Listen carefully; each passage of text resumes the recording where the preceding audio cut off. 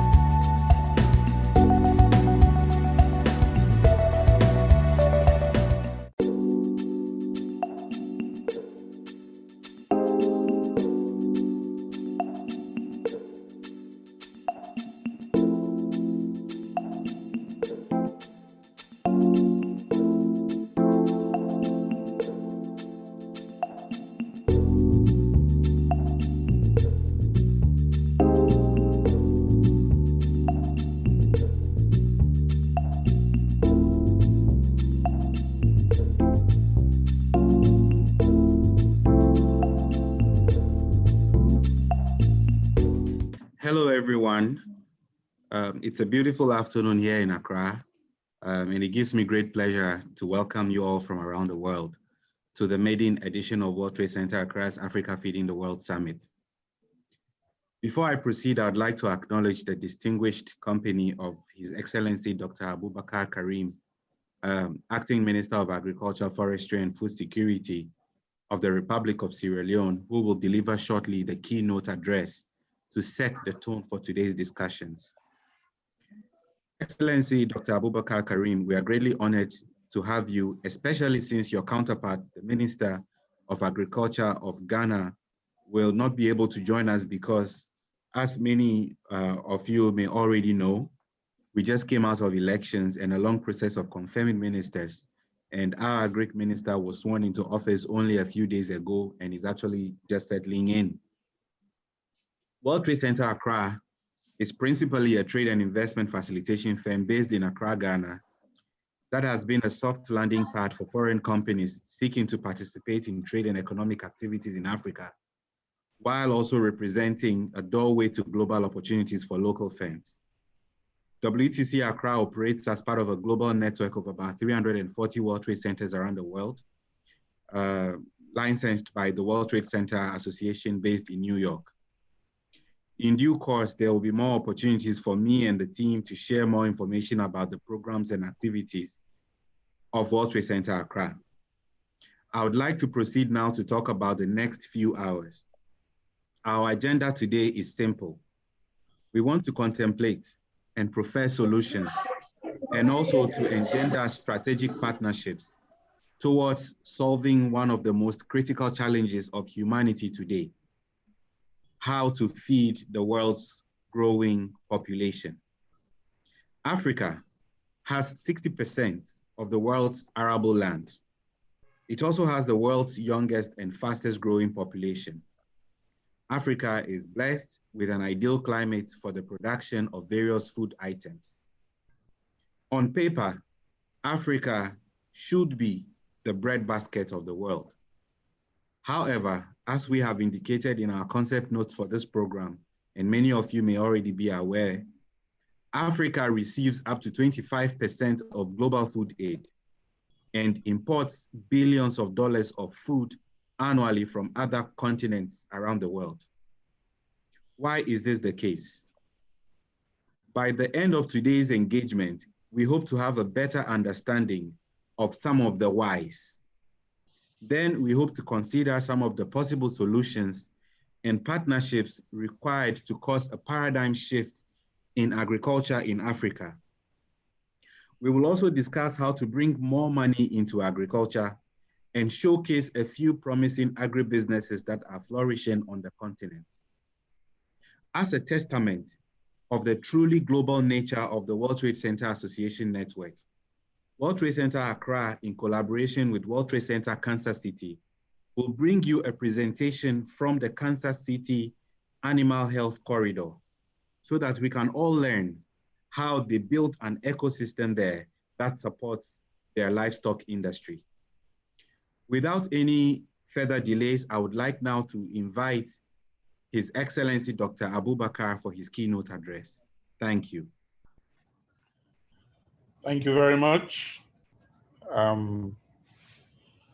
Mr. Chairman, organizers of this summit, distinguished ladies and gentlemen, I am gratified to be accorded this opportunity to speak on this important conference, which its bold choice of theme, making a case for agricultural transformation in Africa.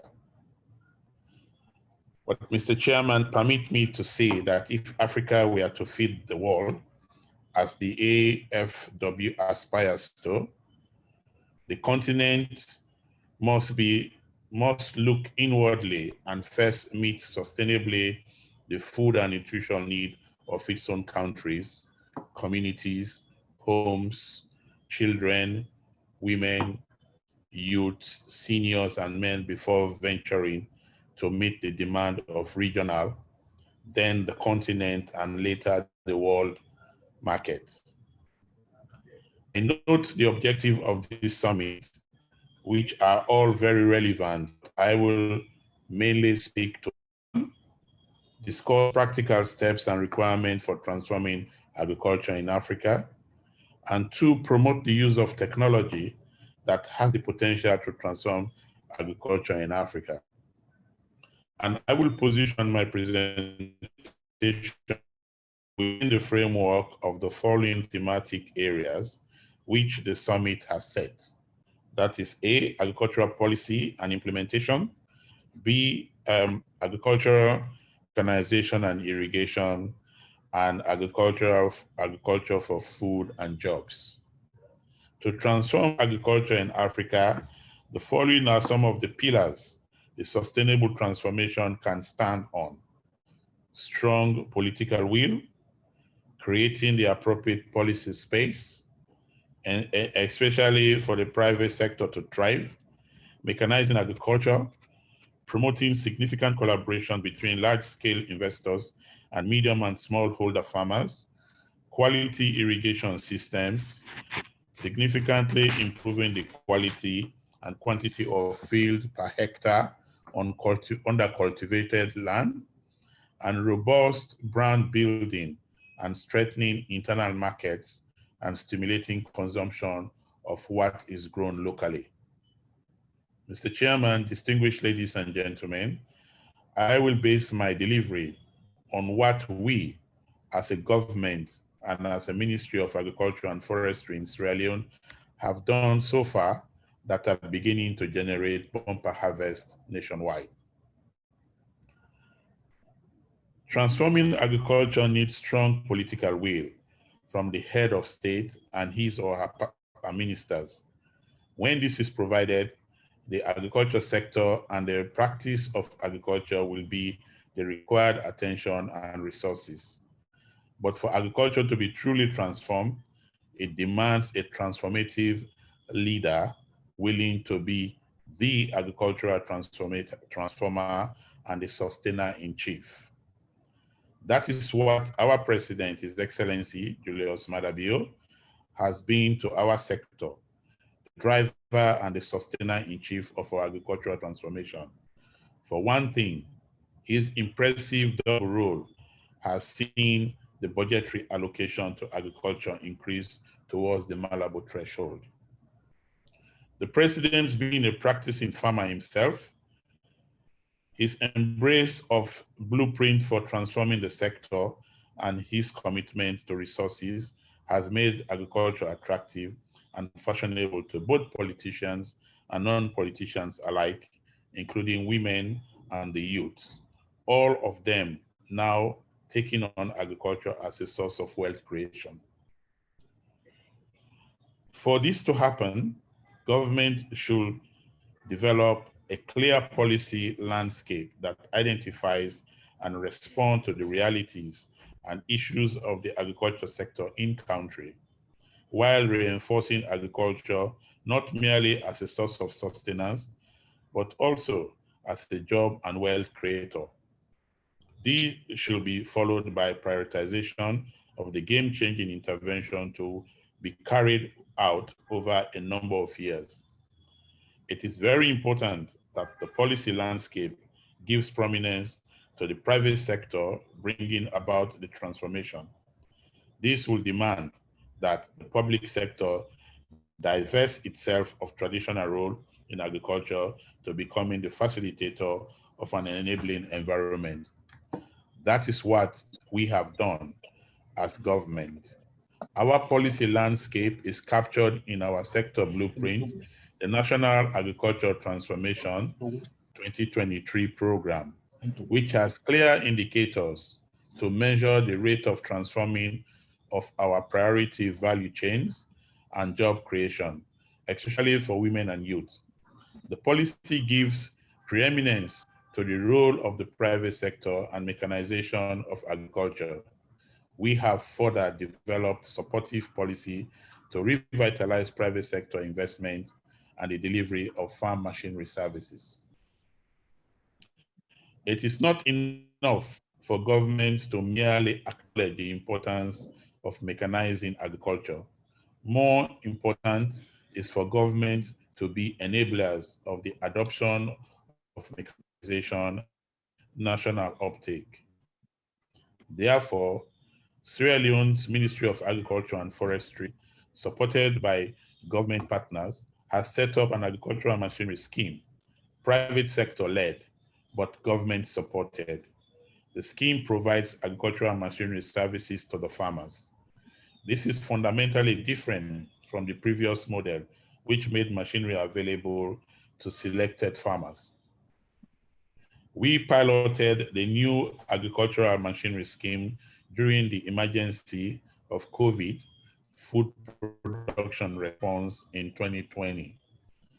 By that means, many farmers have practically seen what mechanization can do to transform their yields. Mr. Chairman, one of the ways a country's agricultural transformation can be achieved is by opening the sector up to large-scale investment. But for sustainability, it is important that such investments are well grounded in country and have nationals, especially small and medium youth and female farmers, to be outgrowers. That way, smallholders could be empowered to become medium holders and medium holders to develop into large-scale farmers. Such an approach makes room not only for socioeconomic empowerment, but enables valuable knowledge transfer. As a country, while we are opening up to big businesses, we encourage that they take our pledging agribusiness actors along. One of the surest ways to transform the agriculture sector is by moving away from the exclusive focus on rain-fed agriculture. This requires that a country embarks on large-scale national irrigation program that make it possible for the main crops to be grown 2 or 3 times every calendar year. That way, food self-sufficiency and food and nutrition security can be achieved faster and be more sustained. But we consider irrigation as a massive investment, which the private sector desirous of spending on production cannot expend huge capital outlay on. Therefore, as government, we consider that setting up a national large-scale irrigation infrastructure requires public sector investment with partner support, and that's what we are doing. With partners' support, we are pursuing the establishment of a national irrigation system as a huge component of creating an enabling ecosystem for the private sector to thrive in agriculture in Sierra Leone. Mr. Chairman, ultimately, the measure of a country's potential to achieve and sustain food self-sufficiency and food and nutritional security is the quantity and quality of the produce that a hectare of cultivated yields per harvest. Therefore, the ministry is mobilizing all relevant partners and stimulating the private sector to contribute to a system of quality inputs for quality quantity output. Mr. Chairman, quality inputs here means quality mechanized land preparation, high yielding, early maturing, and pest and disease resistant seed, lime, fertilizers, crop management, extension services, harvesting, post-harvesting, marketing, and consumption. As a ministry, we recognize the value of preparing and managing proceeds of the individual sector. But important as that recognition is, we believe that the private sector should take the lead in that quality in, and that's equal to quality out and quantity out equation. Government will simply be the quality assurer. Finally, Mr. Chairman, in this recommendation chain, in this recommended chain of action, is building the brand of our locally produced foodstuff to make them competitive with imported varieties. That will be developed that will develop rural economies and stimulate buying and eating locally. But for this to happen, we need to build or rehabilitate roads that link farmers to market and vice versa. In my view, it is only when the 7 or so flank of transformation outlaid above has been built internally that food self-sufficiency, food and nutrition security can be achieved internally first, and then we could feed our external regional markets and then. Mr. Chairman, it might seem that I am stating the obvious here, but the summary of the preferred approach is internal first and external later. If the inverse approach were employed, we will be attempting to build internal abundance on shaky in-country foundation, and that could have national security implication. What we can do while we aiming to reach the stage of feeding the world is Africa working audaciously to build our local production architecture and promote our brand to make them competitive so that when we are ready to feed the world, our brand will have international repute that combines quality with affordability. In short, let's achieve quality and quantity sustainably internally first then we will seamlessly attain quality and quantity in continent and out of Africa. On that note, I want to thank you all for your attention. Thank you very much, Dr. Abubakar. Before we wrap up on your presentation, I'd like to ask you a question. Can you elaborate on some specific incentives for foreign investors that are interested to invest in the agricultural value chain in Sierra Leone? And what are the key steps or pointers that these foreign investors should have in mind? Are there some notable organizations that they should go to first or to call on?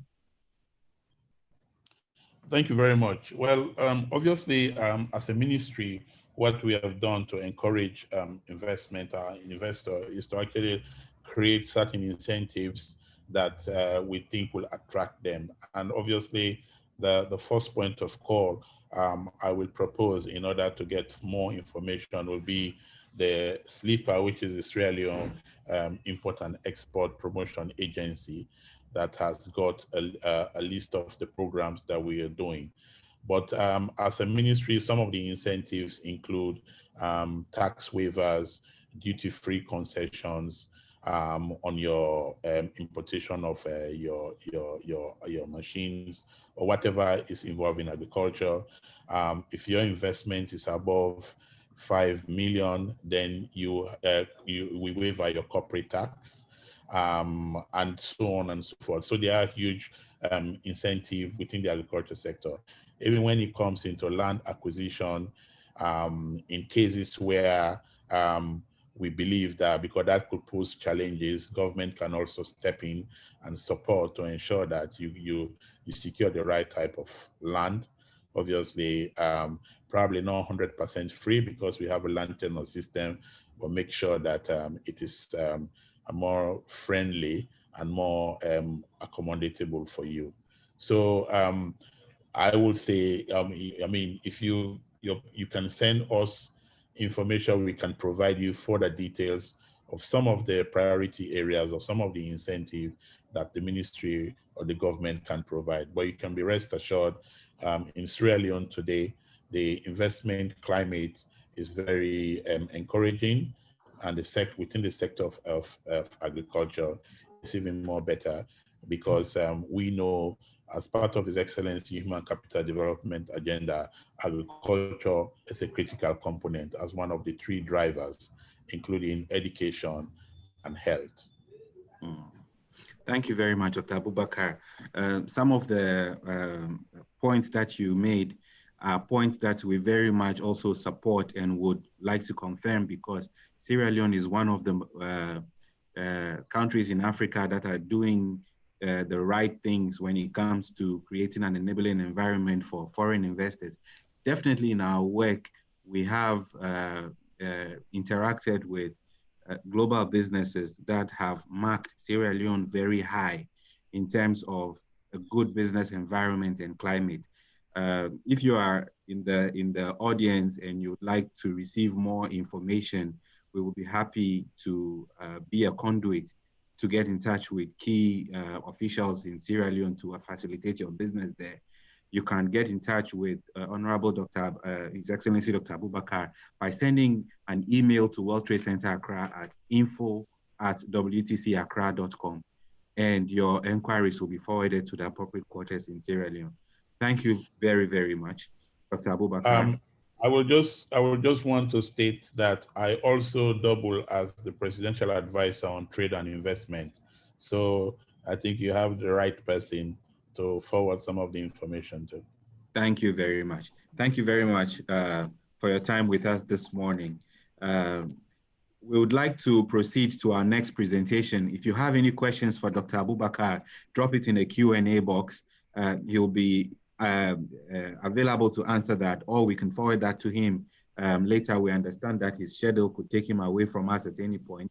Our next presentation is from Honorable Abraham Juma Odum, who is an agricultural value chain consultant and was vice president of the Agri Committee of the Parliament of the 7th Parliament of the Republic of Ghana.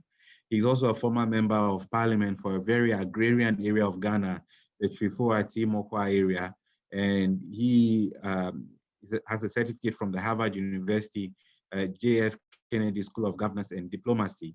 He will be giving us a presentation on agricultural policy and implementation. Honorable Odum, I'd like to hand over to you now. Thank you very much. Hello, good afternoon. Good afternoon, we can hear you. Yeah, Mr. Moderator, I want to stand in the existing protocol. I'm a Nigerian by second birth. And therefore, you know, in Nigeria, when you go and after the protocol have been mentioned, you stand in the protocol and then proceed.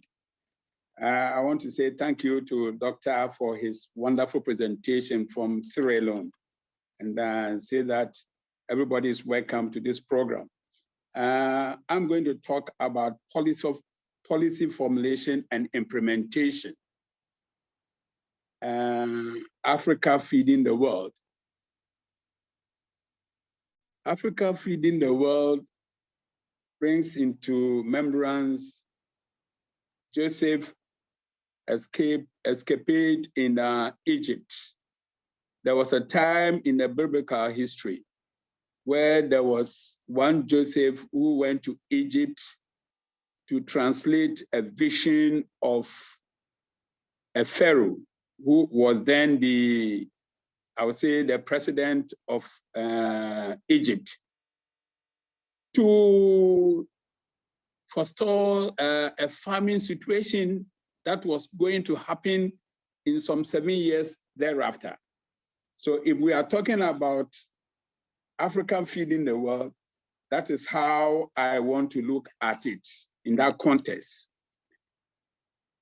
Like Doctor said, Africa imports between 35 and 40 billion worth of food every year from Africa, from outside Africa. And by 2025, it is expected that Africa will be importing between 110 billion worth of food. So for us to be looking at how Africa is going to feed the whole world is something that everybody wants to say, how can it happen? If you are now importing to the tune of 35, 40 billion, and by 2025, you are going to import 110, then how can you feed the world? We're all aware that there's a growing demand for food. That means that there's a scope for forces of supply to take advantage of growing market. Notwithstanding, Africa has 65% of the world's cultivable arable lands. And therefore, everyone would expect that Africa should be able to provide for the whole world. I want to give a classical case of Nigeria rice transformation as to how this is feasible and possible.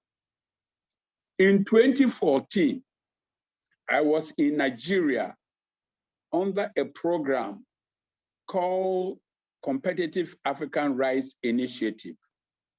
That was by Bill and Melinda Gates Foundation. Former President Kufuor, JAK Foundation had to provide the policy framework and advisory advocacy. I was the person that was sent to Nigeria to represent the former president on that program.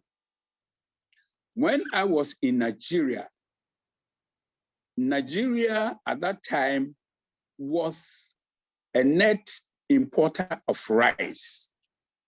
Nigeria at that time was about the 5th importer of rice in the whole world.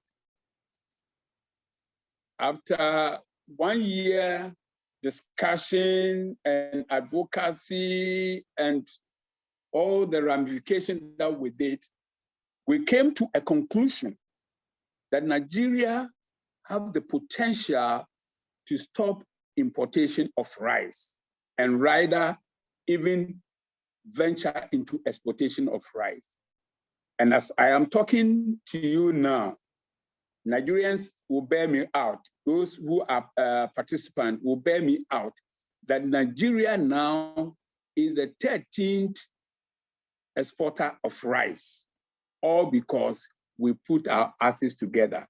And this is how we did it. And this is what Africa needs to do to be able to feed the world. In the first place, we sat down, we looked at the issues, the bottlenecks, and we realized that there were three key pillars: the rice farmer, the input dealer, and then the miller. So these were the three pillars that we needed to reorganize to put Nigeria in a position to do what they have done now. And I remember I was very instrumental in getting what is now called the refund in Nigeria working. Now, refund has a population of about 12.5 million. We started from Nigeria. Those Nigerians who are listening to me would understand me. We started from Gwagwalada, where our office was, and we moved on to Mantama. So that at the end of the day, the point I'm making is that Nigeria was able to come out of rice importation because the farmers got together, the millers got together, input dealers got together. And within that space, we brought in the central bank. Hence, the Nigeria now flagship project, what is called the Anko Borua project, program. Nigeria has this Anko Borua program that is predicated on the rice farmer, the input dealer, and then the miller. And between the three of them, they set up a strong and a vibrant value chain, which value chain now has brought Nigeria out of rice importation. The next point I want to talk about is that because there's this growing demand for foodstuffs, forces of supply will have to take advantage of the situation. If Africa, therefore, has about 65%, then it means we have the advantage. For many countries in Africa, agriculture presents the easiest path to industrialization and economic transformation. Currently in Ghana, we have what we call the Planting for Food and Job to support one district, one factory in Ghana. So if Africa wants to do agriculture in a way that it will be able to feed the whole world, then it means Africa will have to go by agriculture presenting a scenario that will support industrialization. So Africa will need to unleash its potentials in the field of agriculture. In agriculture, Africa has a lot of potentials, which potentials are limited because of what I'm going to talk about. Why is Africa struggling to transform its food system to feed itself? Though African governments are beginning to look at agriculture through a transformational lens, prioritizing the sector in economic planning, however, there are still barriers into Africa agricultural space. One, knowledge. And we are talking about knowledge, we are talking about technology, information, dysfunctional input and output market systems, poor infrastructure, poor access to affordable finance, climate change, conflicts, and insecurity, and optimal policy environment. I will take one or two of these issues and maybe explain myself. If we are talking about knowledge, we are talking about what the research centers are doing. The research centers have a lot of information that needs to be translated into practical terms. For instance, when I was the district chief executive in the year 2001, and in that agrarian community, cocoa was not doing well, I had to go to Cocoa Research Institute to go and then engage them that this is the predicament of my people. What can we do to mitigate that situation? It was there that Cocoa Research gave me officers who came to my district to help me to transform cocoa into what program we have now called Cocoa High Tech. Because at that time in my district, people were really cutting down their cocoa trees because they were not getting anything from it. At that point in time, Cocoa Research came in, provided the necessary information and the necessary tools, and we're able to use that tool to be able to transform the fortunes of the farmers. It was there that the whole nation realized that we could do something about cocoa transformation in Ghana. So that if we are talking about cocoa high tech, that is how it started in Ghana. We are also talking about affordable financing. Affordable financing is one area that had to feed into our policy transformation. And here we talk about government and public financing. But we are looking at financing from the private sector. We think that public financing has come a long way and it's not solving the problem. So therefore, we are looking at a situation where private investment can be lured into development of agriculture. Because at the end of the day, if government is not able to meet its developmental programs by way of subsidizing, by way of ensuring that their budget are implemented through their agriculture, then it means therefore that government will need the private sector to support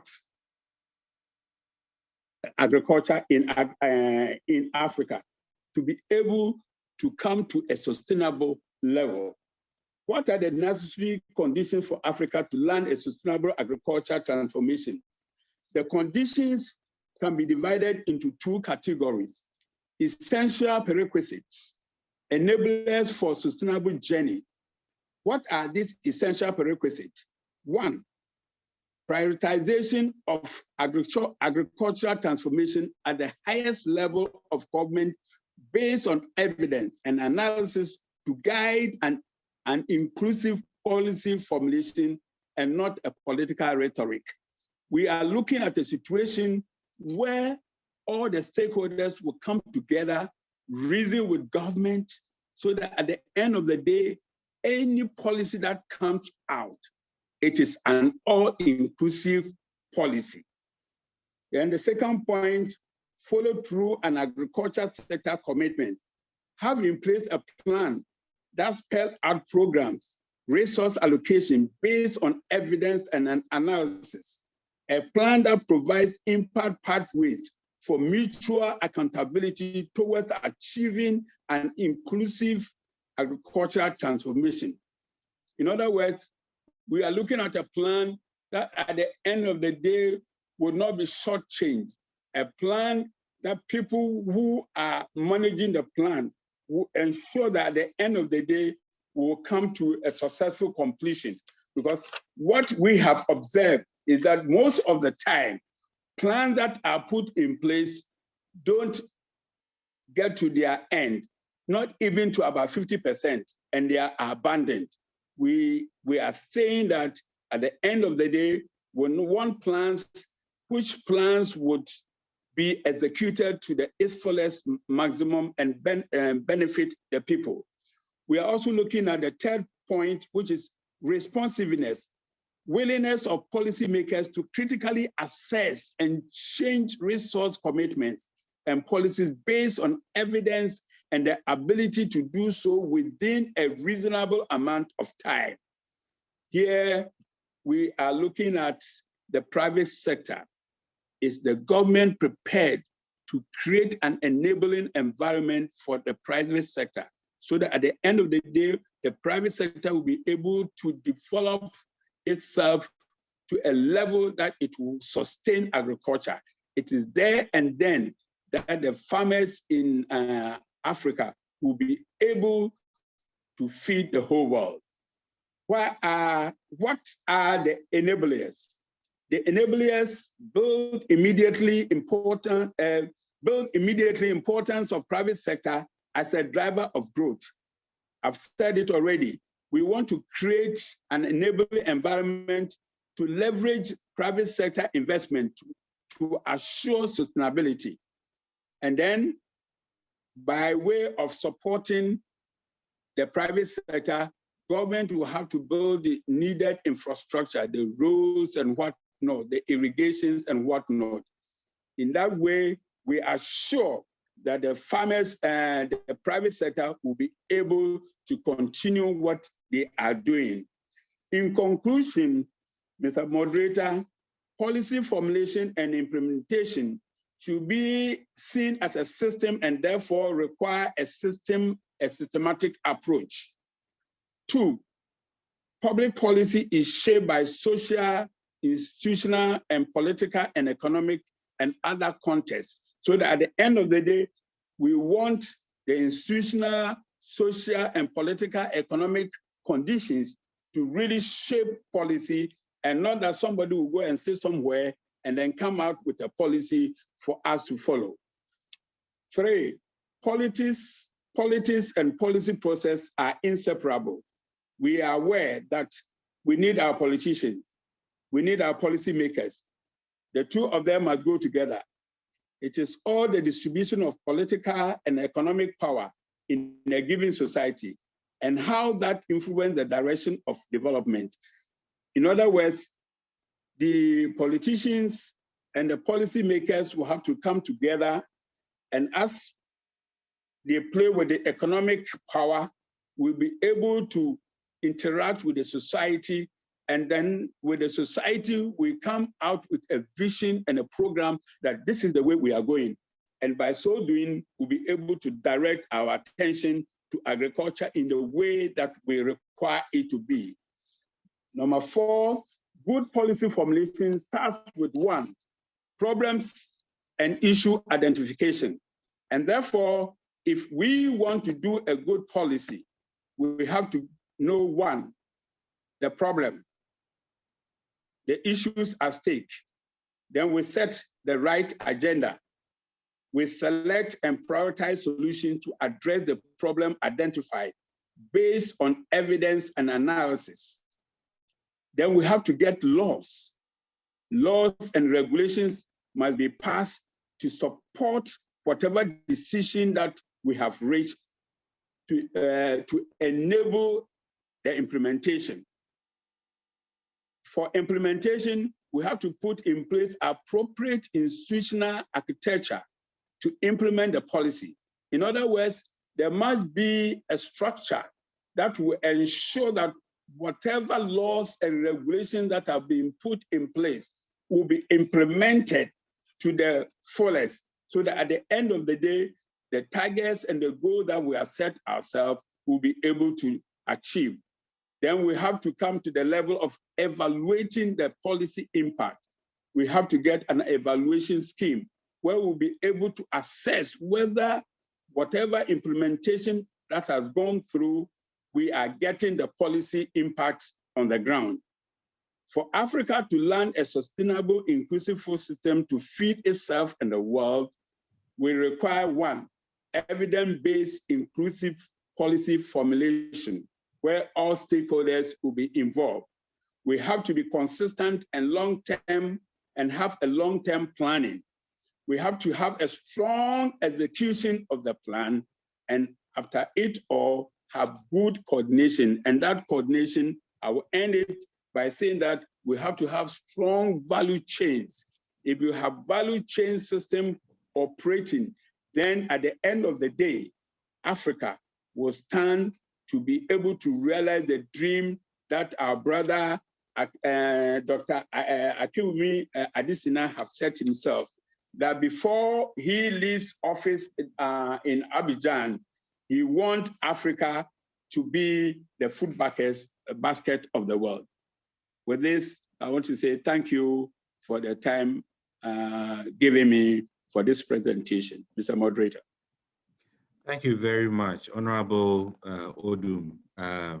It's very interesting, some of the key points that you raised, especially when you stressed the importance of linking research and science to the practice of agriculture. In a short while, we will receive presentations from the Council for Scientific and Industrial Research, two arms of that council in Ghana, both the Crop Research Institute and the Animal Research Institute. And I like the fact that you already mentioned some successful collaboration that existed between you as District Chief Executive and that organization in the past. This is fantastic.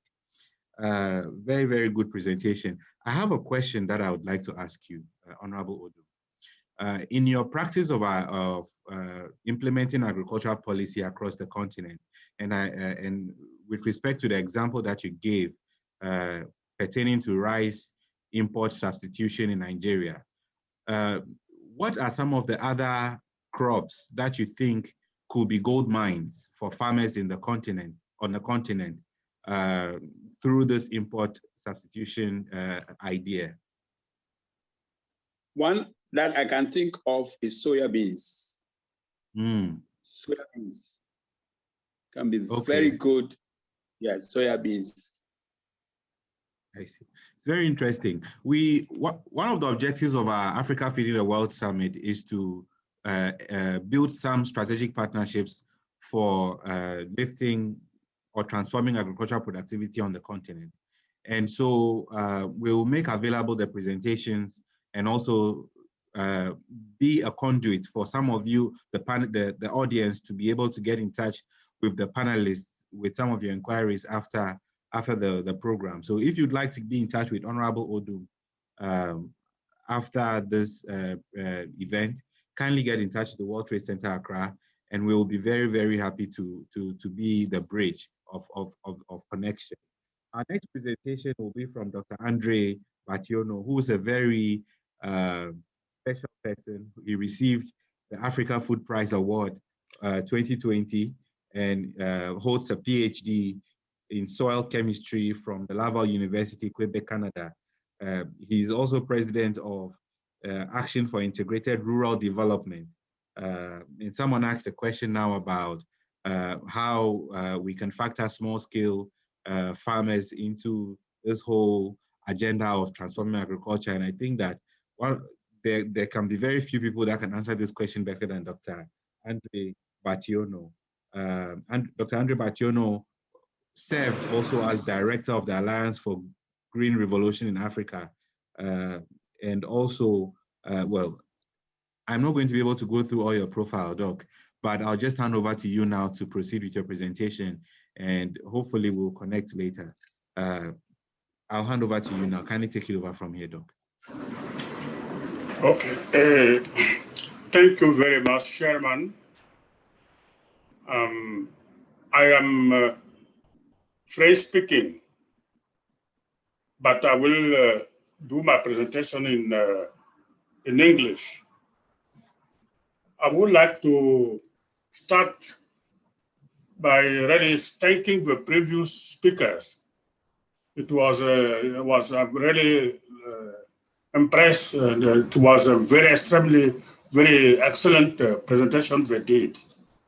And, I am a soil scientist. I am working for the International Fertilizer Development Center based in Accra, Ghana. And I am going to use PowerPoint for all my presentation. So as a soil scientist, I was requested to talk about feeding the soil to feed Africa and the world. So I will talk about the improving soil health for boosting agricultural productivity in Africa. Next. I think this slide, the previous speaker referred to it a lot, because today, where in Africa, we are about 1.25 billion, but we are already importing food for $50 billion annually. And we know by 2070, we will be about 3 billion in Africa. Yes.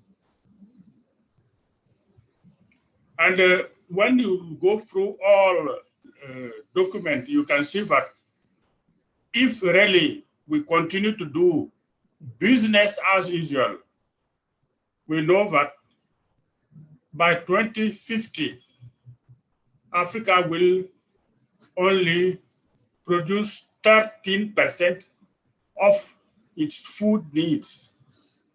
So it's like we have to really transform agriculture. Otherwise, most of the food we are eating in Africa, we are going to import it.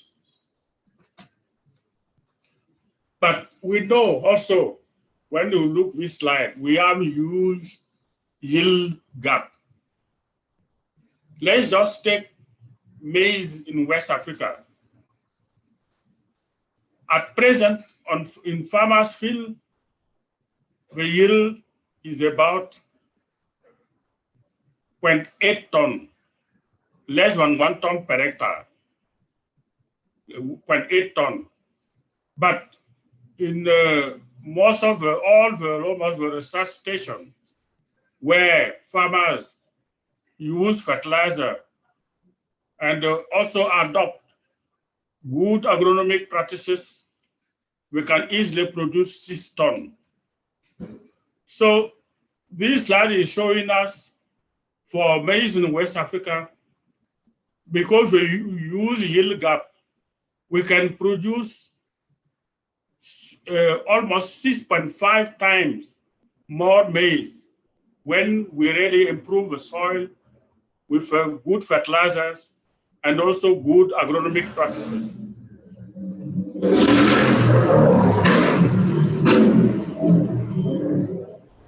We, many times as scientists, we really refer to what we call nutrient losses.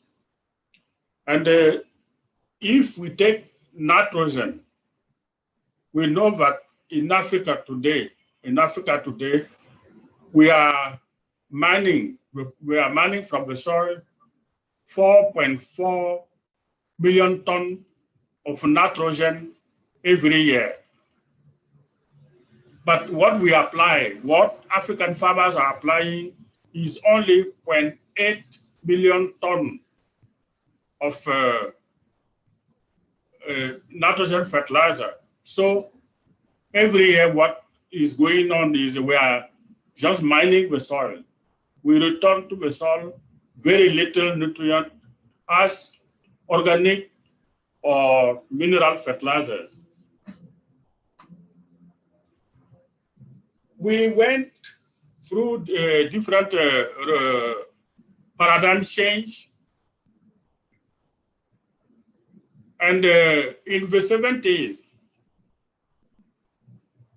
we used to think that what Africa needs is really to overcome the soil constraint is the use of inorganic fertilizer. We know that was a success in Asia and Latin America, but in Africa, it was not a success. Later in the 80s is the time we start talking early cropping, low input sustainable agriculture.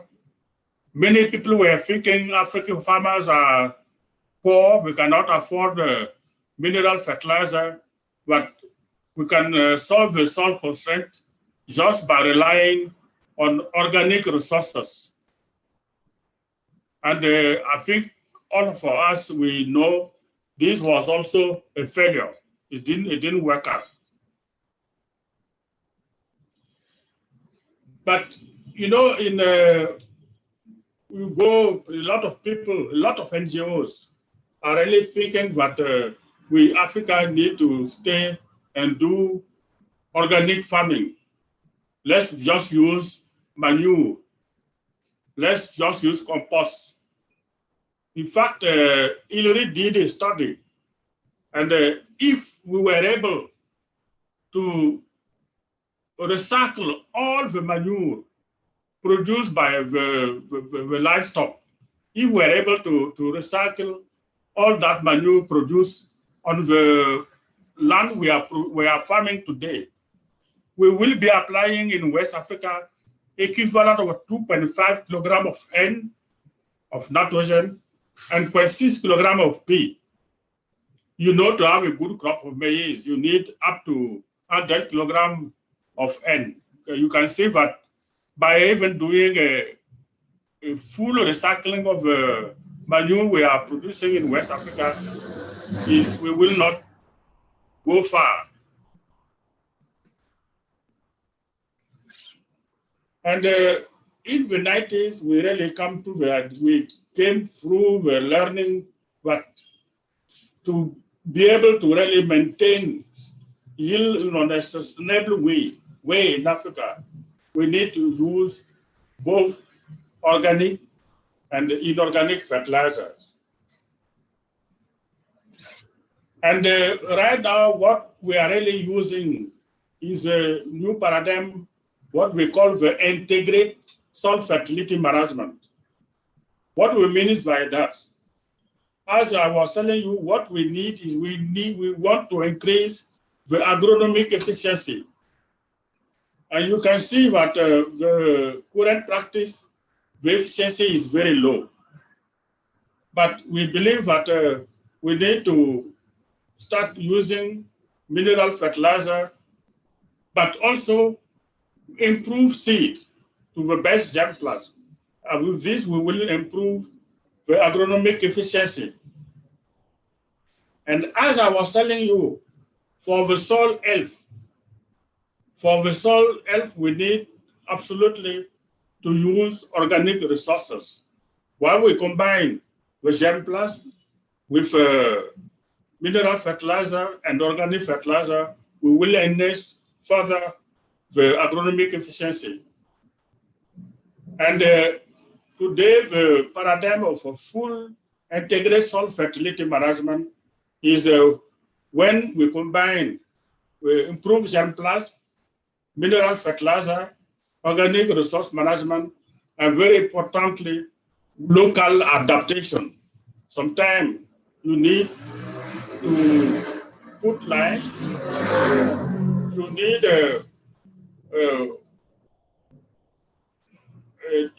do water harvesting and so on. Like I was saying, we realized that we need a holistic approach. And the driving factors are biological, physical, chemical, but also very importantly, they are social, they are economic, and they are political. Even the entry point is improved germplasm, mineral and inorganic fertilizer. We know very well for integrated soil fertility management.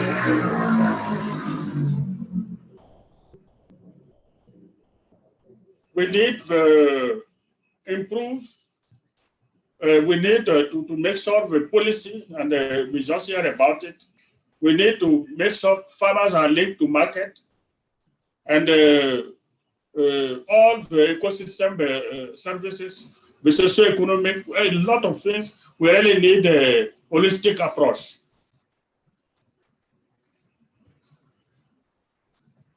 We know when we came to African soils, they lack volcanic rejuvenation. And because of that lack of volcanic rejuvenation, all the soil went through weathering, erosion, and leaching. And the soil are very poor in many nutrients. We know that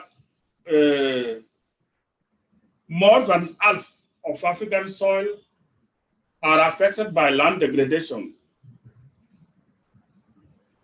And we take the productivity. We see that in Africa, the prime soil with good soil, excellent soil, is only 9.6%. High potential soil is about 6.7%. Medium and low potential soil is up to 28.3%. But we have 55 of our soil are unproductive soil for food crop. All the Sahara soil, the Kalahari soil, is not soil we can use for agricultural production. It's up to 55%.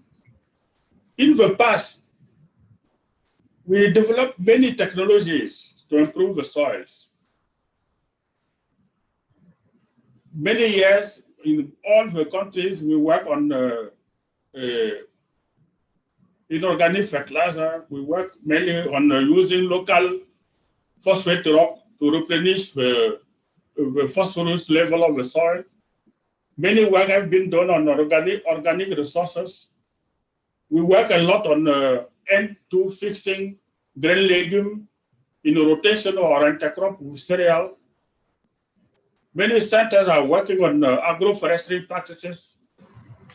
We will develop many technologies on integrate nutrient management options, and many work have been done on soil, water, and nutrient conservation.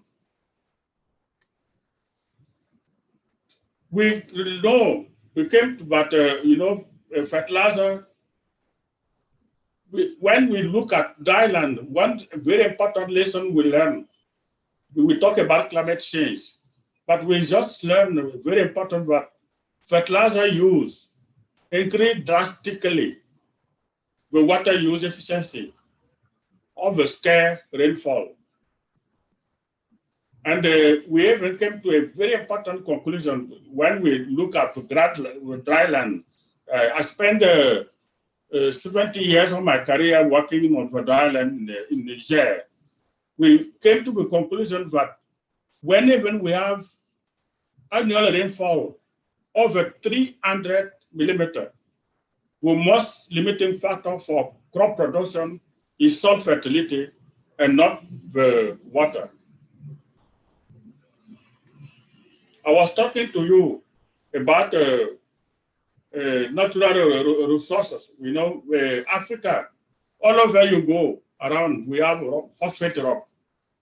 In fact, 80% of the soils in Africa are low in phosphorus, are short in phosphorus. But Africa has also 80% of the world phosphate rock.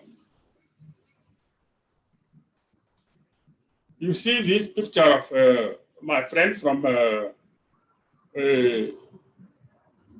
Japan. In front is soybean. In front is no phosphate rock. But behind him, you see the soybean. Now it's grown well. It was just application of Mijingu phosphate rock from a phosphate rock from Tanzania. Yes.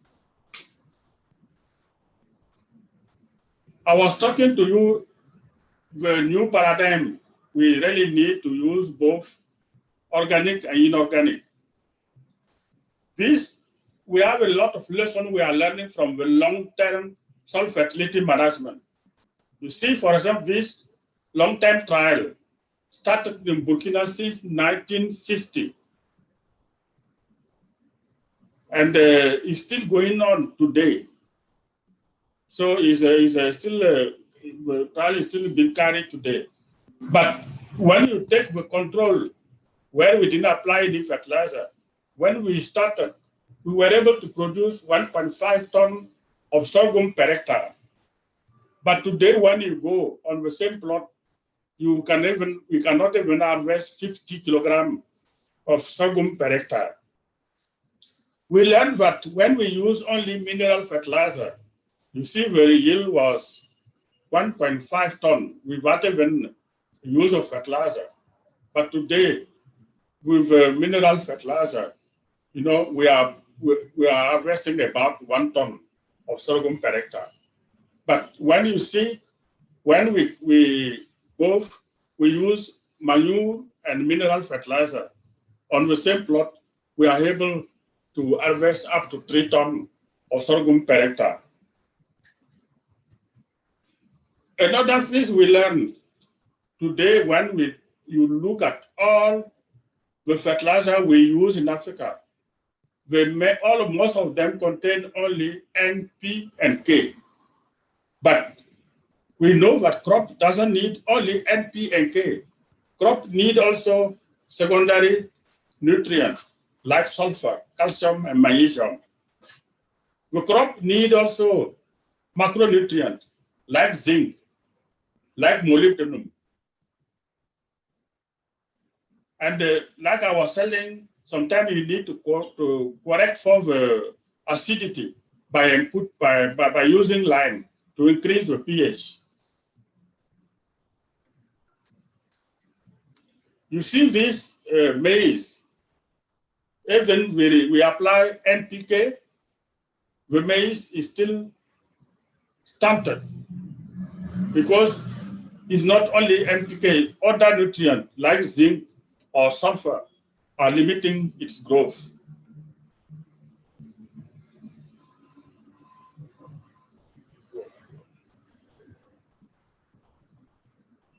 So this just to show from Mozambique, you see on my left, we apply NPK. And you can see that the maize is doing very poorly. But on my left, we apply only NP, but we add sulfur, zinc, and boron. And you can see the huge difference. It means that we really need to think about thinking about the secondary macronutrient.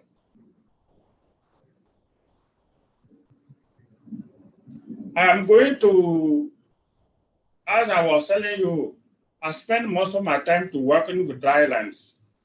And we've developed a technology we call strategic application of small quantities of fertilizer. And,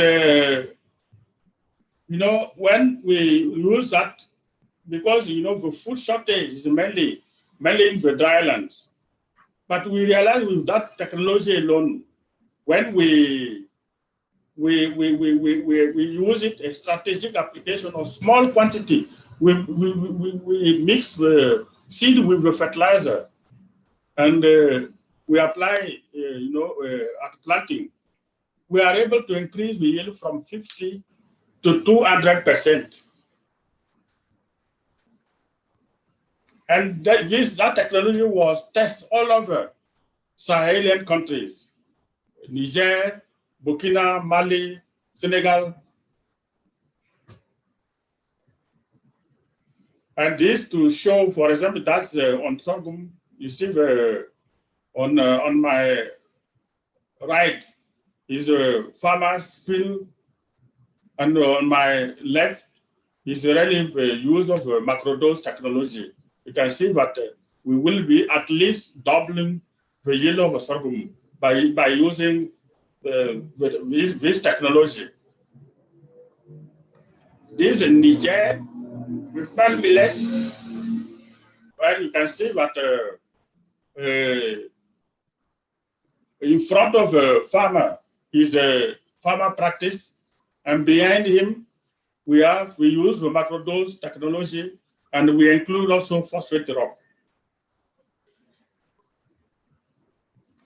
So we do believe that we still need to continue to do the research to improve the nutrient use efficiency. We need to really tell of fertilizer use for mitigation and adaptation to climate change. As I was telling you, IFDC really is pushing for balanced crop fertilizer product. Like I was telling you, where it's not just NPK, but we do soil mapping and we really come with a balanced plant nutrition. It make a huge difference. And I believe myself is very important for our scientists to move more into modeling.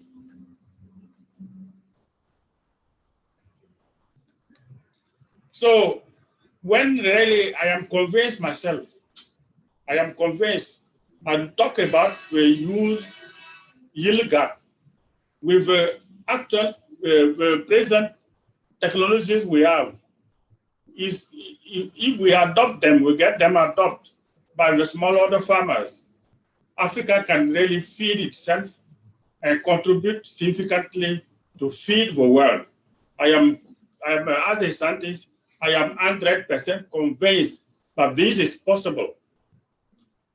But we know that to be able to do it, we really need to use external input such as fertilizers, and we need to use them in the framework of integrated soil fertility management. I mean that together with organic input, as the previous, we need enabling policy environment is very important. Water harvesting can be sometimes very important, and so many things. When we work in the framework of integrated soil fertility management, I am convinced that Africa can feed itself and contribute significantly to feed the world. I would like to, few years back, IFDC and other organizations organized in Abuja what we call Abuja Declaration. We organized a head of state fertilizer summit to discuss. I just believe that it's really time again to have a second high-level conference like the Abuja head of state fertilizer summit to discuss successes, challenges, lessons learned, and the way forward to increase input use to enable us to feed Africa and the world. I would like to stop here by bringing my last slide, where the farmers are telling us, anywhere you go in Africa, any remote village you go in Africa, if you want to have Coca-Cola, you will get it. Any remote village, if you want to have beer, they will serve you beer. But farmers are telling us enough is enough. What we are looking for is not only Coca-Cola or beer. We want to be able to have access to improved seed, to manure, to compost, to mineral fertilizer. Thank you very much, Chairman. Thank you very much, everybody. Thank you. Thank you, Dr. Bationo. That was a very, very insightful presentation. And the part of it that struck me as a bit scary was when you said that if the status quo continues, that by 2050, we will be able to feed only 13% of our population. And that for me is, it's a battle cry. It's a call to action for everybody in this forum, that we need to keep working so that we can realize the potential of agriculture in Africa. I think that the undeniable conclusion of your presentation is the fact that Africa can indeed feed itself and be a significant contributor to food supply in the world. I wanted to ask you about the one statistic that I saw in your presentation. You said that Africa has 80% of the phosphate rock in the world, but our agricultural lands, also 80% of our agricultural lands are lacking in phosphate. So what is the missing link here? What do we need to do? Is this a business opportunity that is unexploited? How do we take the phosphate that we have a lot of and make sure it's in the soil where we need it? Yeah. In fact, thank you, Chairman. Yeah, it's a reality. Fortunately, some of the rock, we have a rock, for example, in Tilemsi, in Mali, the rock of Tawa in Niger, the Mijingu rock in Kenya. You can just, what you need is just to take that rock, you grind it, and you put to the soil. It's almost as good as a mineral fertilizer. But for most of the rock, we need to acidulate the rock to make single superphosphate or triple superphosphate of diammonium phosphate. So it's a huge potential. Africa has a huge potential for that raw material to make the mineral fertilizer. Is a huge potential. The same thing is true for nitrogen fertilizer. All over Africa, we have natural gas. And you see the raw material for urea is a natural gas. I understand in Ghana, where is many source of natural gas. We have plenty of gas in Nigeria, in Cote d'Ivoire, and so on. So the natural resources are there. What we really need is how to transform them to use them for our agriculture. Fantastic. We at the World Trade Center Accra and at the World Trade Centers Association, we will put forward a proposal for this to our partner World Trade Centers also. We would very much like to also follow up on your recommendation to have a second level African Heads of States Fertilizer Summit, and we will be in touch with your organization to see what role we can play in making that happen, because we think that it's very necessary. Along the course of the program today, we're going to have a presentation that is going to also look at how we can raise finance for agriculture in Africa, what are the funding sources, and also there's going to be a presentation on how we can leverage account receivables insurance to unlock agricultural trade. But before we jump into that, I'd like to invite someone who has worked several years with an association that has been trying very hard to export from Africa to the rest of the world vegetables. He is the president of the Vegetable Exporters and Producers Association of Ghana, Mr. Felix Kamasa. We would like to hand over to you now for your presentation. Felix, are you with us? Yeah, thank you for this opportunity. My name is Felix Kamasa Maoli. I'm the president for Vegetable Producers and Exporters Association of Ghana. And I'm a farmer and an exporter. My company name is Maflish Trust Ghana Limited. Thank you for this opportunity. I just want to share this view, agriculture for export challenge and the way forward.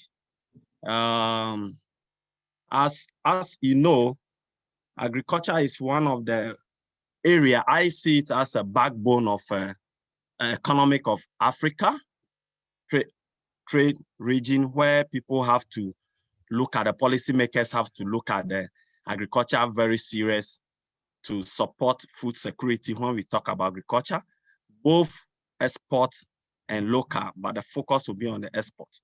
So my presentation go this way, the introduction. Africa is high endowed with a key resources requirement that produce food for consumption and other use in Africa and other global economies. Agriculture, as we know, agriculture in Africa has evolved for many years in a bid to increasing production, provide food security, and sustain economics among the others. Africa exports of high-value agricultural products, such as processed agricultural goods and horticulture products, have been growing rapidly. So you could see there's opportunity. Me as an exporter, to elaborate on that point, I could see there's a lot of opportunity in this export sector where Africans have a good zone to export among ourselves. At the same time, to Europe country, we take a short. If I take, for example, I take a Ghana, we take about 5 hours by air to the market. By sea, some of the country, within 11 days, you are in the port of the country you want to go. Let's say you want to go to Europe. So there's a lot of opportunity in the export sector. So some observations seem to show that expanding this export might be a key to generate the new export revenue needed to promote development. It's very key, it's very important, where a lot of people have to take serious about it. So, so when you come to some of the challenging to export of agricultural produce, some of the challenges are identified practically. I talk about practical because we work with the researchers, with the practical people who are on the field. We also do a lot of work together with the researchers. These are some of the challenges. I'll mention some of the points. These challenges included external and internal. So I'll take the external first. Africa export, the international market face restriction, both legislation and regulation requirement. What I'm talking about is the requirements globally. Each country have its own requirements. So some of the restriction going to the market is also a challenge, where you have to face those challenges to penetrate the market is one of the challenges. That's what I'm talking about, the external. Some of the external, the point two. These requirements are to ensure agricultural products entering these markets are safe for consumption, which a lot of food safety issue come up. If I say food safety issue, I deal with the fresh fruit and then the vegetable. So some of the requirements is a global gap to follow the protocol. I think one of the presenters from IDF presents something looking like direction to those areas like fertilizer and those things they use. So global gap is one of the certificates come strongly in terms of export to other countries. It's very key. I thank God that one of the presenters from Sierra Leone, he mentioned some tariff issue where they have in their country. I'm happy he mentioned that, but Ghana is a challenge. So if there are policymakers, they're on this platform, they should take it up. Tariff and escalation in which more product facing high barriers is one of the issues. Sometimes even bringing the equipment, because we are doing commercial farming, bringing equipment to the country, tariff is some of the issue to us. We can't get exemption. That's the area, one of the key speaker, note others, has elaborated on it in Sierra Leone. So I just jealous that I have to move to Sierra Leone and go and do my business for that opportunity. So if you come to internal, Africa economy target agriculture export revenue as a key source of national development. This export revenue do not meet the expectation due to, when you come to internal, high cost of production. It's one of the key, high cost of production. We use manual, we don't have the tools, we don't have the technology. It's one of the challenges we are having where we have opportunity. High transportation costs of goods to export market. During the COVID, we can't as exporter. It's one of the challenges Freight is high. We pay $1. I'm talking about Ghana. To go to Europe or go to UK, we have to pay $1.70. It's double of the price. Where technology, we can't compete the market where there's opportunity because of the sub-region Africa is. So I look at the way forward. The way forward, my bullet point is policymakers can direct address the cost to their exporters created by policy that raise the cost of input they need. It's very important, the input we need. I think one of my senior presenter from IDF have mentioned it, fertilizer and all those in the farmers need a quality seed, quality input, quality fertilizers is very important. From economic view of point, is the best way to, this is by lowering protection on all imports. It's very important. If this is not possible, approach that allow exemption from import barriers for intermediate input used to produce export can be strong stimulus exports. It's very key. When we are even looking at intercontinental African trade, is some of the things, that's what the leaders of each country have to come together and look at it and promote it.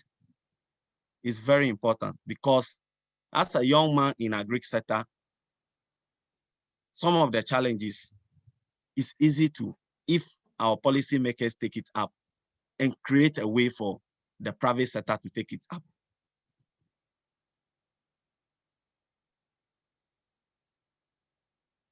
This approach is frequently combined with provisional of infrastructure, exemption from taxation in special economic zone, an approach that has been broadly successful in Asian region. Because as successful in Africa, the reason why I'm looking at Asian, I went to the Asian market and I see a lot of opportunity they have. And where African can create that opportunity, Ghana can create that opportunity. Taxation, you know, now the most problem we are having is that if you check FARA 2011, they highlight the many problems arising in Africa, including the tendency of labor costs to be much higher relative to national income than Asian countries, where this approach has been used successfully. So we can learn a lot from them. And the way forward, again, the barrier that export face in partner market can only be addressed by international negotiation. I think that one is also very important. It's a challenge where I want people on this platform can help with the exporters. I think the chairman should take this note very key and see how best we can look at it, whether undertaking bilateral or regional recent trade agreement between Ghana and UK serve as a guideline. Yeah, I was going through the document. It's something we have to look at it very strong. Another point I want to raise the way forward, the strong recent focus on lowering barrier within Africa, in particular, important given the serious nature of this barrier for exports lead to high transportation costs and longer transit time. It's also very important. When we are looking at it, we have to look at the cost, even the longer the transit, because we are dealing with the fruit and vegetable sector. If the chairman to look at that, how best we can do this. This obstacle can be particularly determined for the production and marketing of perishable goods like fruit and vegetable. I explained that from the beginning. Please, the next line. African trade to the international market has a high potential to increase significant currently with a pragmatical and consensus steps are made by government. It's very important where this is the time we have to be looking at it. There's no competition. We can do it. We have a lot of opportunity, a rich land. We try a lot of seed, as Prof said. We try seed from other regions, other countries, and they do well in Africa, especially where we grow Ghana. So there's a lot of opportunity in the export market, can help a foreign exchange to help the country economic growth. Please, the next line.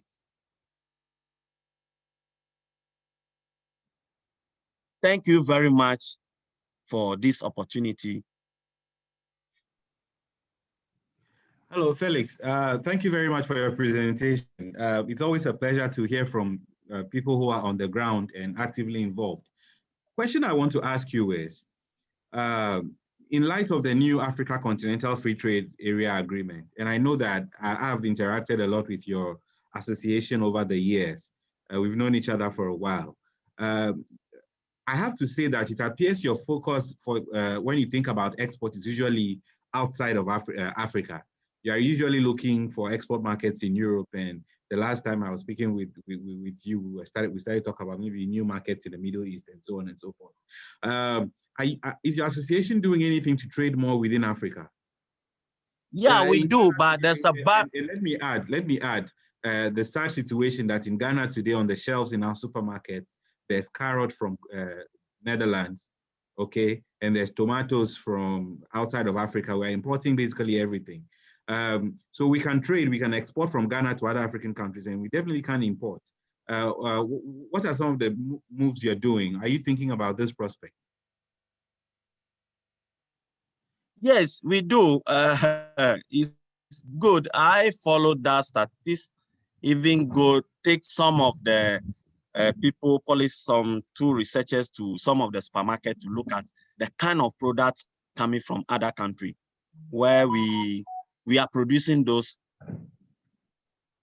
same products in Ghana here. But I will mention looking at Africa intercontinental. If I export to Ivory Coast, if I'm waiting for my payment, you have to go to the correspondent bank, let's say Citibank in UK, or Citibank in America, or HFC Bank, before the proceed will come to Ghana. So we look at it in win-win.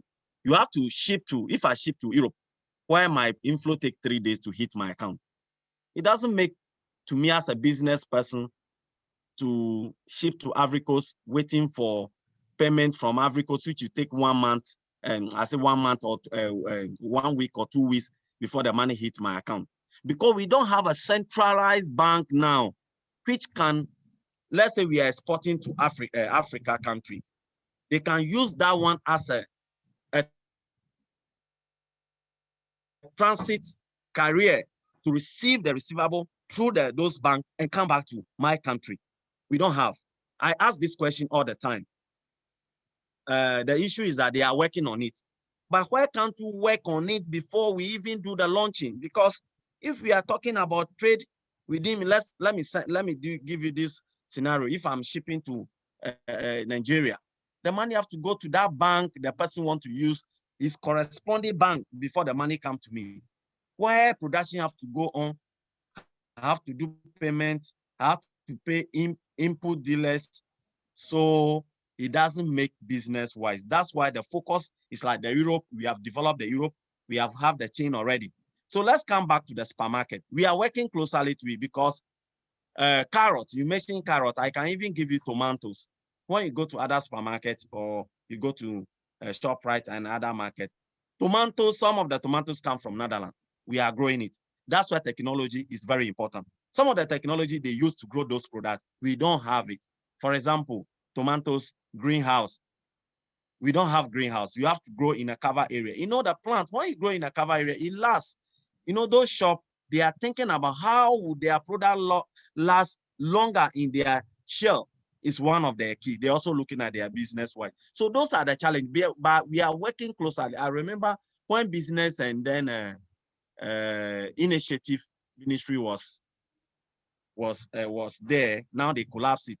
We send proposal as association to them to look at those sub-region, look at the supermarket, what they didn't need. They should tell us we produce. But now we are doing it, but there's a more we have to do to encourage our members to grow. And buyers too, they focus on a foreign product where we are working closely to them to look at it. Like for example, ShopRite, we supply ShopRite. We send them the sample, we give them opportunity to try it in their shelf and see how long then practically they will know that, oh, truly what we are saying is true. So there's a more. So that's why we have to work closely to the researchers. We want the researchers to come closely to the farmers. That's the most important thing. Not we chasing them. They should do a random check, work together. This plant can last longer when you harvest, because those supermarkets, they are looking at a product which can last longer in their shelf, so that business-wise, it can get brought quick. So we thank God greenhouses with your effort, because I know you work closer to you together with some of the technology you share with us from Israel. So there's a lot of opportunity where we are working closer, but the challenge is of financing.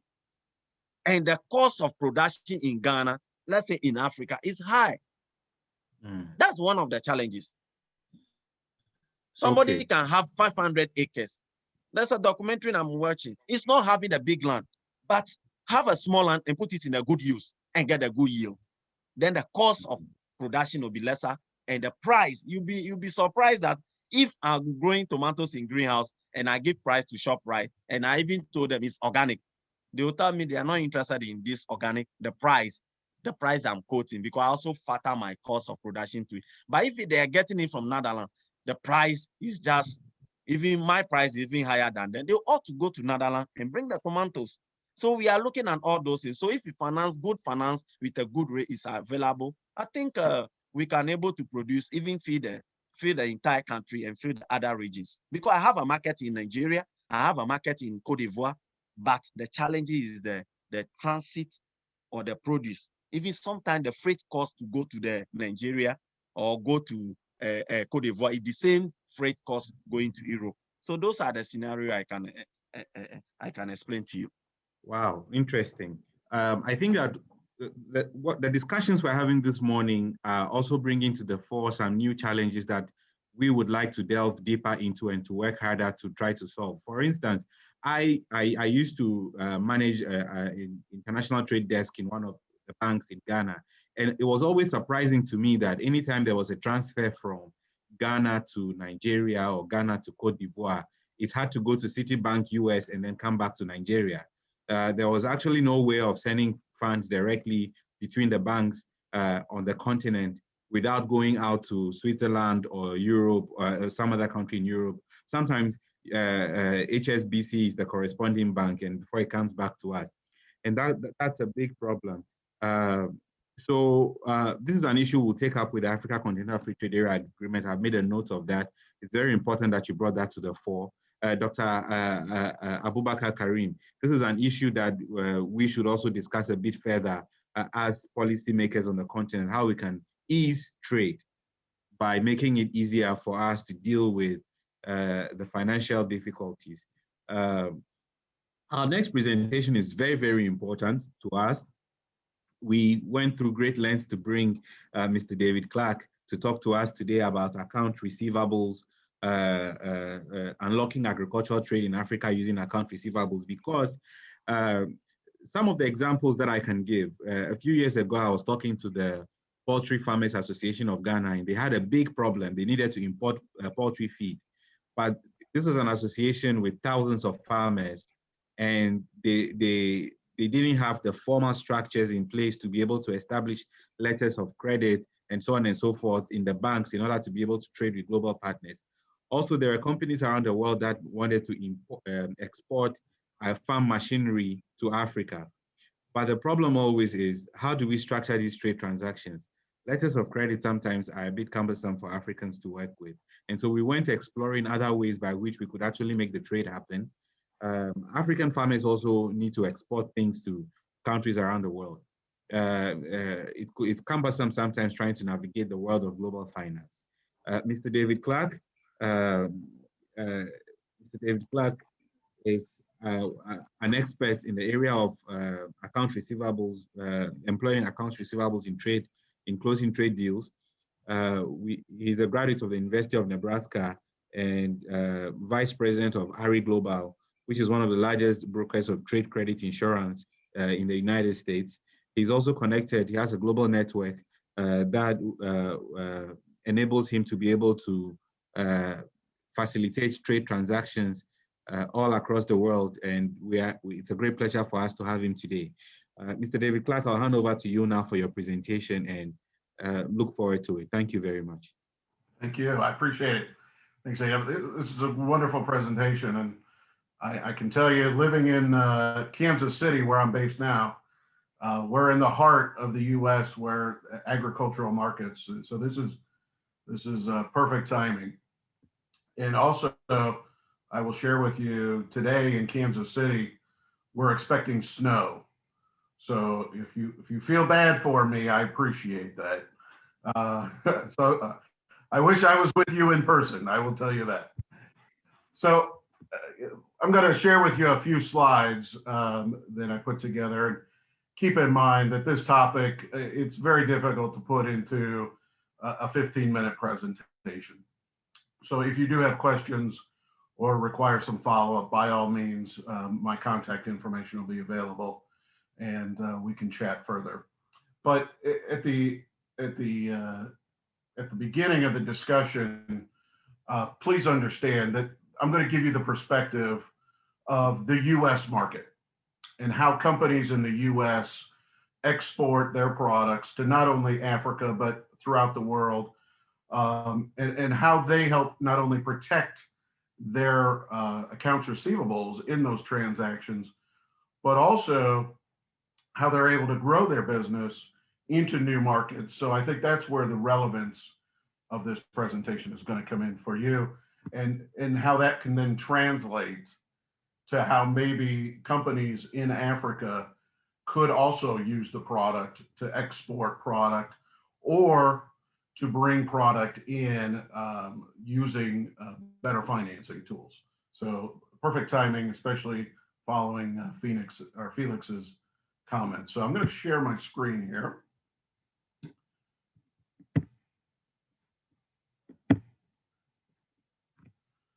And I'm going to start.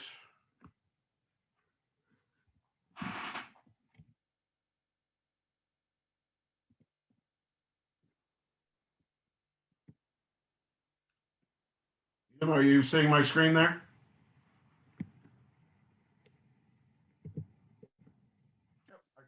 Yes, Dave, we see your screen.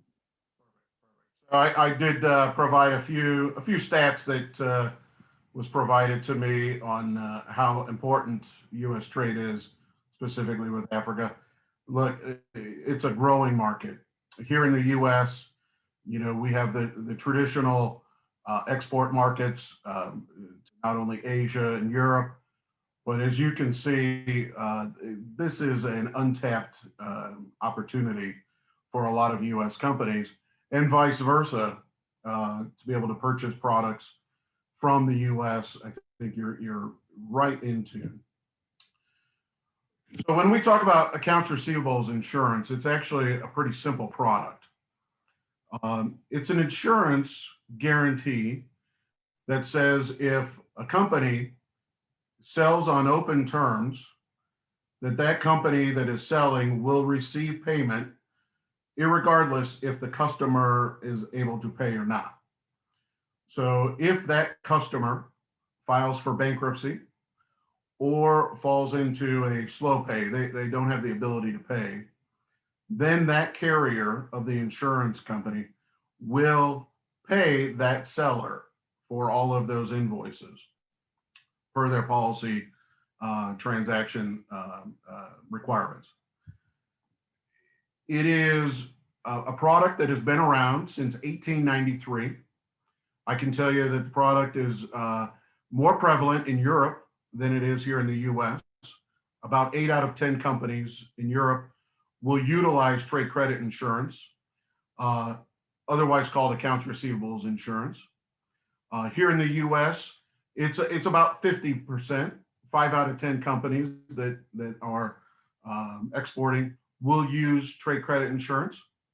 It's obviously an alternative to letters of credit and requiring deposits, securitized documents, those sorts of things.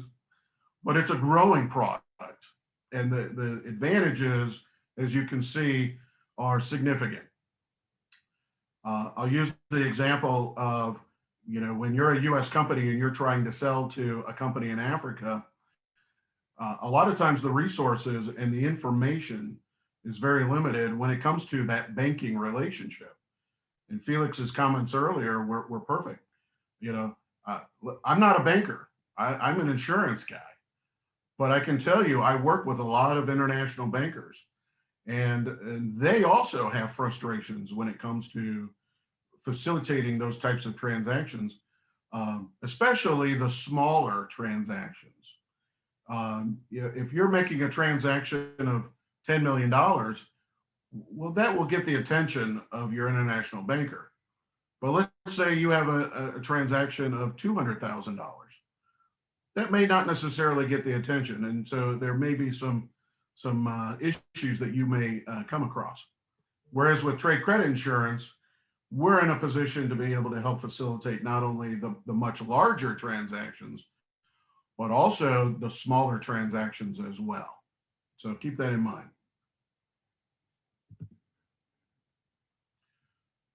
So when you think of trade credit insurance, there's really, at the end of the day, a few significant benefits that you're going to experience.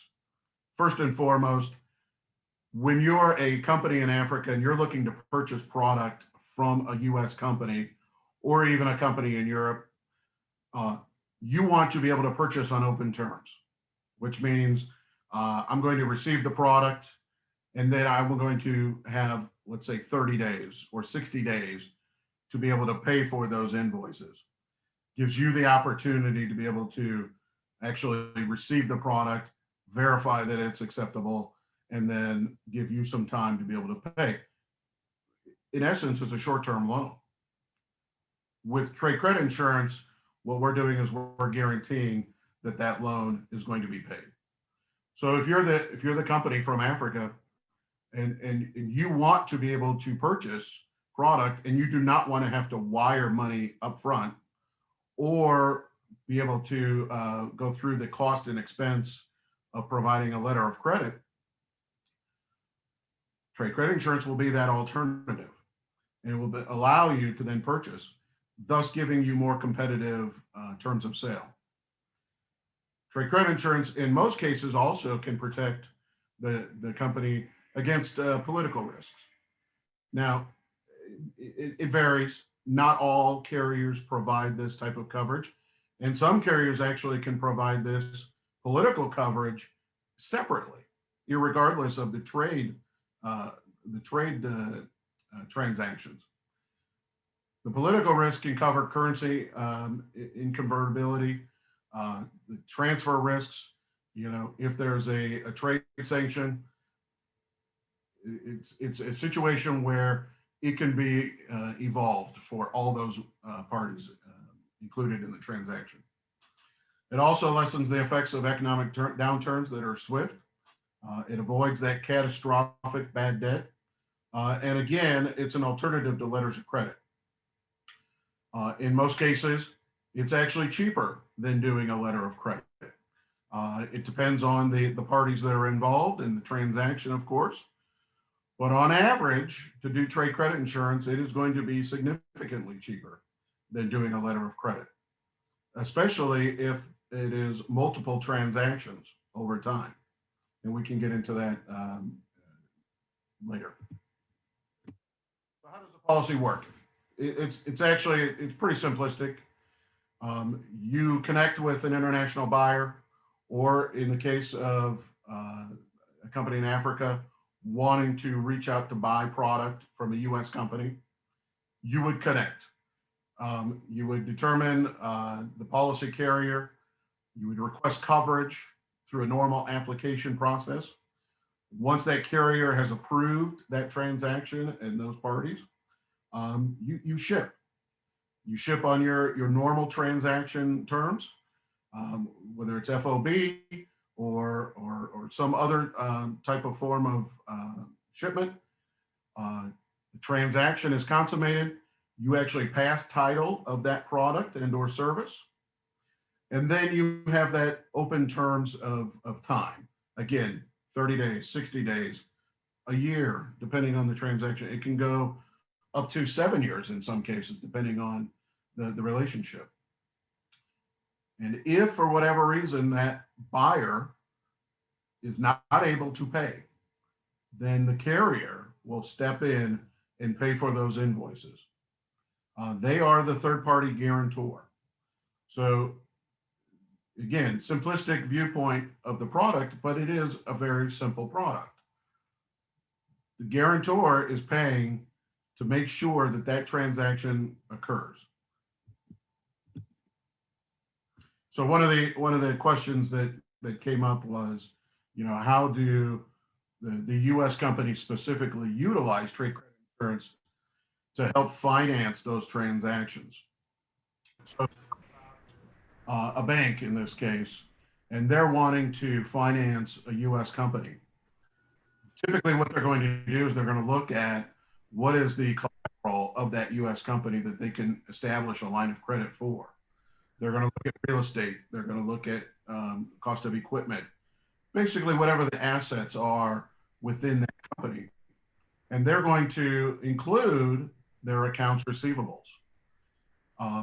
Those accounts receivables are typically the only asset for a company that is not insured.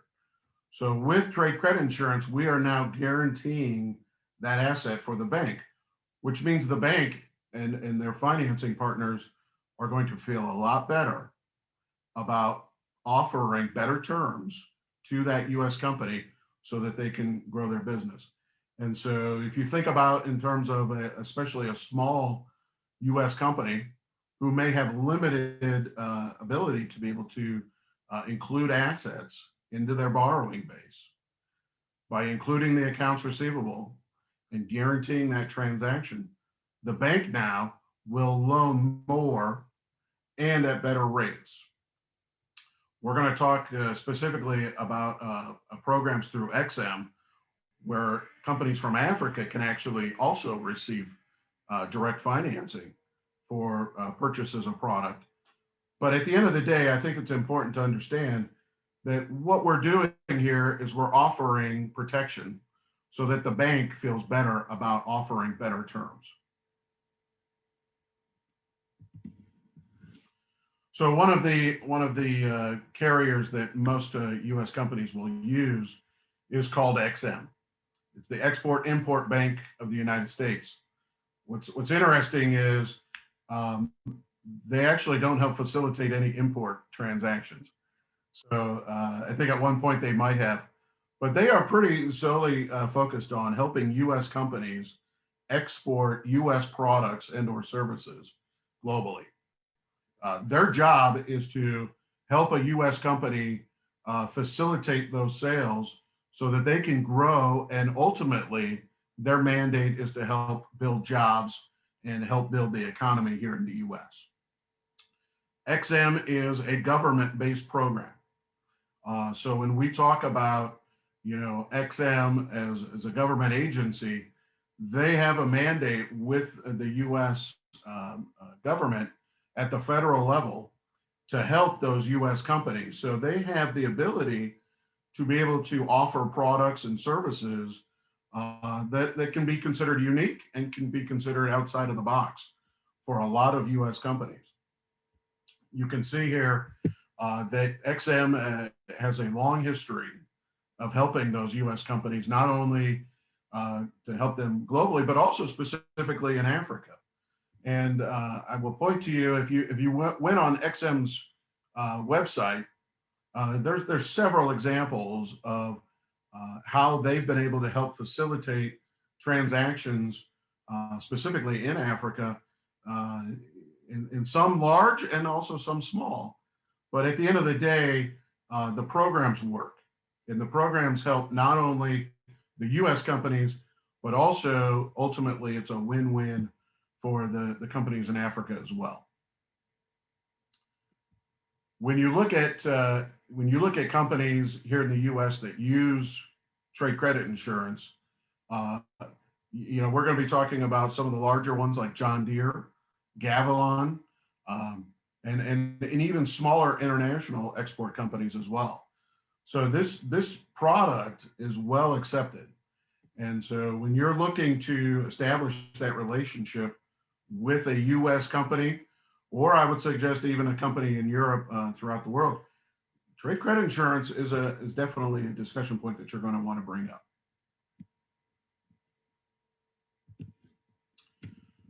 One other thing that you will see is that there is also a private market for trade credit.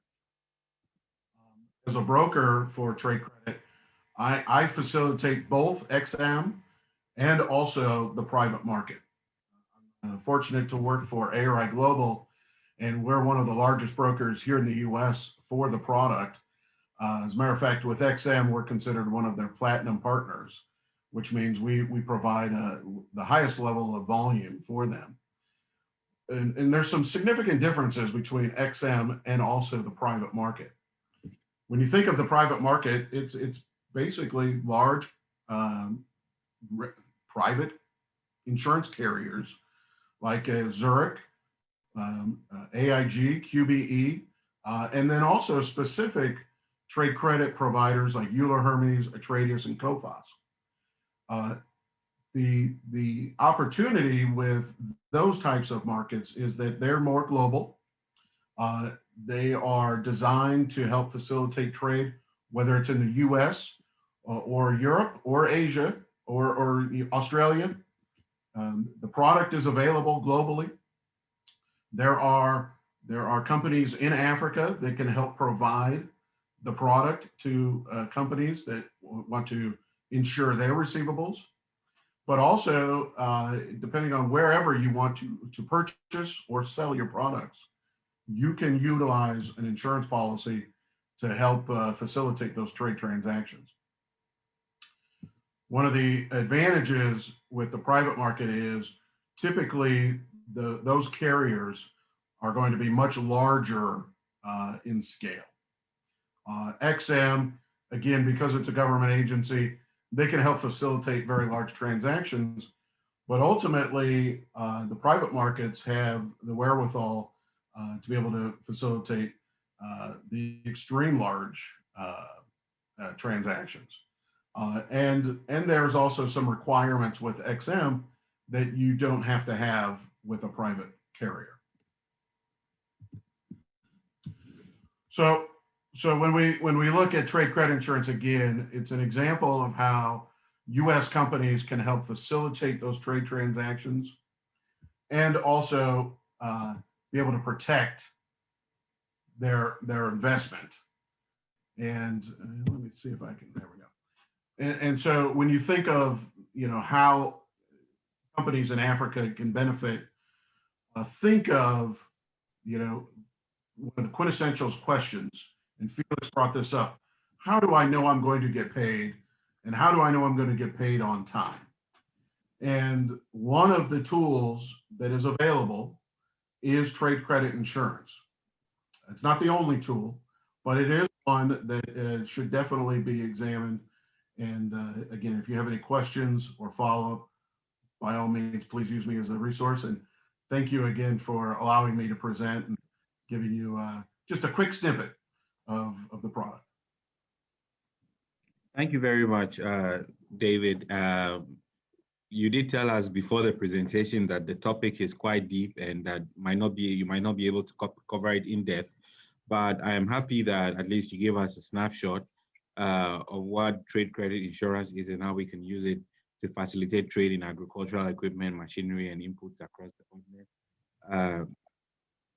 You can get to David through his ARI Global website. I'm sure you saw his email address also, but we'll make the presentation available after the event, or you could also reach out to the World Trade Center Accra and we'll put you in touch with him if you need to talk to him about your international trade transactions and how you can work with him to make them happen.